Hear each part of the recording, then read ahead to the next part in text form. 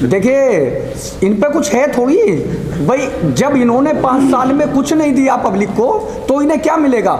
इन्हें मिल रही है लानतें। ये लोग जगह जगह जा रहे हैं, आप लोग देख रहे हैं, लोग इन्हें गाँव से भगा रहे हैं। कोई इन पे पथराव कर रहा है, कोई गालियाँ बक रहा है, कोई कह रहा है कि किसी जनानी को अगर हम बना देते तो विकास कार्य तो वो भी करती।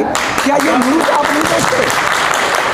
बझेड़े के अंदर हमारे मुस्लिम भाइयों ने खड़े होके उसके मुंह पे ये कहा कि अगर किसी जनानी को हम विधायक बना देते तो विकास कार्य तो वो भी करती। तो ये चीज़ें किसको मिलेंगी सुनने के लिए? उसी को तो मिलेंगी जिसने कुछ नहीं किया है जनता के बीच में। पहली बात तो आपकी ये बात गलत है कि चुनाव के अलावा बैरिस्टर साहब ना आते हैं ना बोलते हैं। मुजफ्फरनगर का दंगा जब समाजवादी पार्टी के टाइम में हुआ उस वक्त बैरिस्टर असदुद्दीन ओवैसी साहब ही उनकी आवाज़ उठाने वाले थे।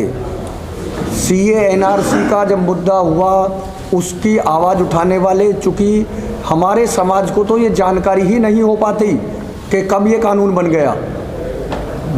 पार्लियामेंट में सिर्फ single only 1 MP barrister Asaduddin Owaisi साहब थे जिन्होंने ये आवाज़ उठाई।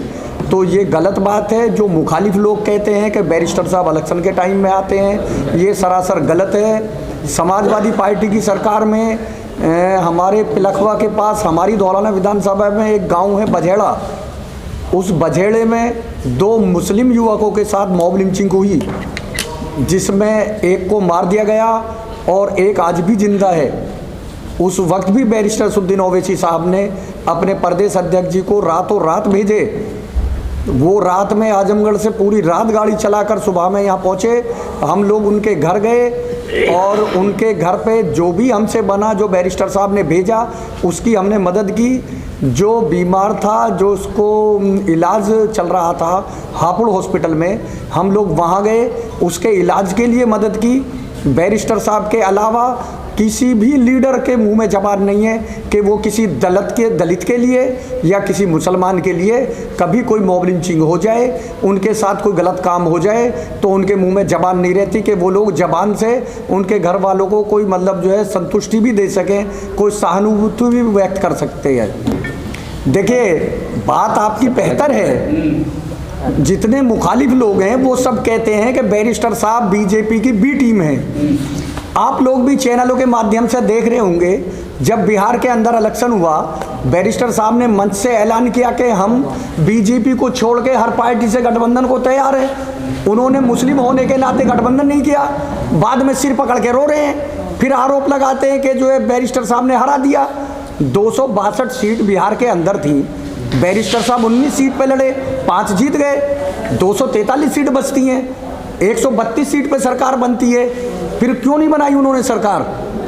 19 सीटों में क्या हो रहा है भाई? 19 सीट पे जो लड़ा वो सारी सीटों पे असर डाल देगा क्या? वहां पे 70 सीटों पे कांग्रेस लड़ी, उसने मात्र 19 सीटें जीती, 51 पे बीजेपी जीती। तो वहां पे कांग्रेस ने बीजेपी के बी टीम होने का काम किया। यूपी के अंदर 2017 में 100 सीटों पे कांग्रेस लड़ी, 7 सीटों पे वो जीते, 93 सीटों पे जो है बीजेपी का कैंडिडेट जीता। तो बीजेपी की बी टीम होने का काम यहाँ कांग्रेस ने किया।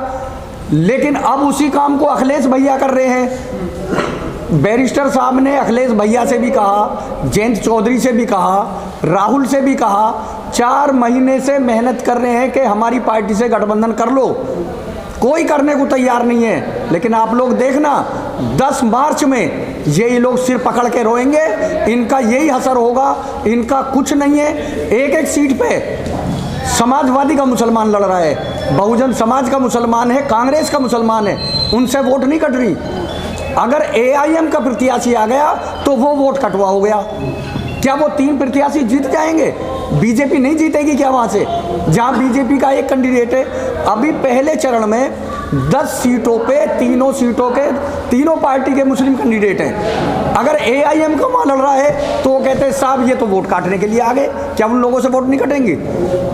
ये सिर्फ आरोप प्रत्यारोप हैं। चूँकि जितने लोग सेकुलर पार्टी होने का ढोंग करते हैं वो सेकुलर नहीं है, वो सिर्फ ढोंग करते हैं। इन्हें डर है सिर्फ बैरिस्टर असदुद्दीन ओवैसी साहब से। अगर इनको हिस्सेदारी दे दी या बहुजन मुक्ति मोर्चे वालों को हिस्सेदारी दे दी या जन अधिकार पार्टी वालों को हिस्सेदारी दे दी तो ये मुस्लिम, दलित और ब्राह्मण, सैनी, ये लोग इनसे हट जाएंगे, ये अपने अपने नेता पे लग जाएंगे। इसकी डर की वजह से इन लोगों ने गठबंधन नहीं किया।